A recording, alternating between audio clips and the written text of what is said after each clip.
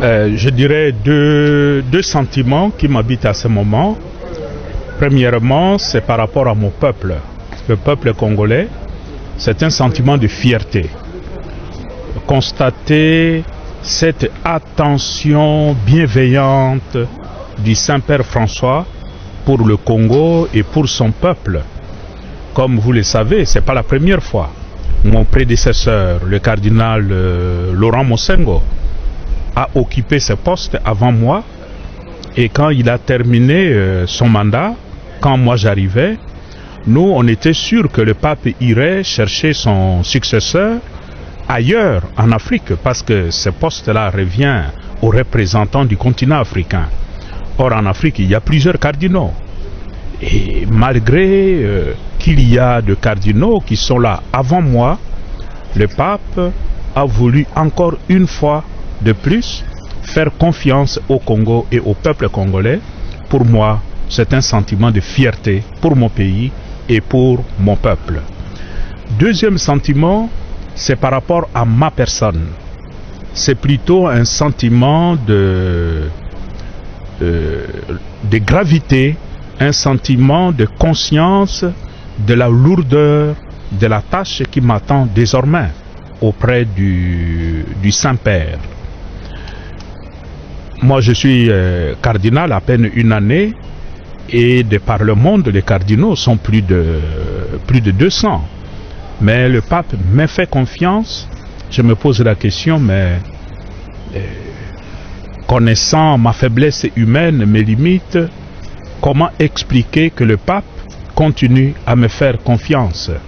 Donc, je lui exprime toute ma gratitude pour cette confiance, sans aucun mérite de ma part, mais en même temps, c'est ce sentiment de gravité, la responsabilité d'accompagner le pape pour le gouvernement de l'Église universelle. Je ne peux que me confier à la prière de tous les fidèles pour qu'ils continuent à me porter, pour que je sois toujours à la hauteur de cette confiance que le Seigneur Dieu lui-même place en moi à travers son serviteur, le pape François. Nous avons pitié de vous parce que vous êtes d'abord archevêque de Kinshasa, vous êtes vice-président de la SENCO, voilà encore dans l'équipe des C9. Comment vous ferez pour pouvoir occuper ces fonctions en même moment? Bon, premièrement, je suis archevêque de Kinshasa et ça, ce n'est pas incompatible avec la charge qui m'est confiée désormais. Parmi les 9, il y en a qui sont au Saint-Siège, mais d'autres viennent aussi des sièges métropolitains comme moi. Et la charge de vice-président, vous savez, il y a 4 ans, quand j'ai été élu vice-président de la SENCO, moi j'étais évêque de Bukungu-Ikela. Entre-temps, beaucoup de choses ont évolué jusqu'aujourd'hui.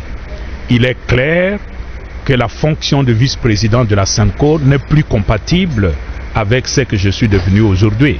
Donc je ne peux plus continuer à faire le vice-président de la SENCO pour plusieurs raisons. Et qu'est-ce que vous attendez de catholiques en RD Congo face à cette nomination? Premièrement, c'est la prière. Comme les catholiques congolais ont toujours prié pour moi, et même au-delà des catholiques, je sais que beaucoup de personnes prient pour moi. Je continue à les remercier, à leur demander de ne pas se fatiguer, de prier pour moi, mais en même temps que ce peuple ne renonce pas à cette fierté légitime de constater cette confiance permanente du pape François en lui et en son pays.